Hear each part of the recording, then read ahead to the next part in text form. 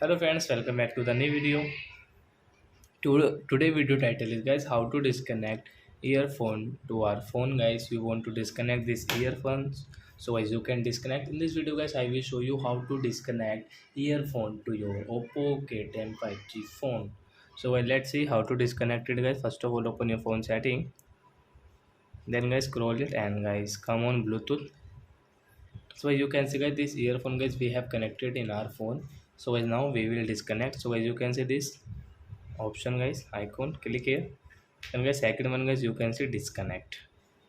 So guys we will click on disconnect. So guys this earphone will disconnect to our phone and guys we will off this earphone and guys we will off our Bluetooth. So guys I hope friends you have understood how to disconnect earphones in to our phone. So that's it guys, thanks for watching my video. Now we will meet on next video with new topic. Before guys please go and like and subscribe my channel. Bye.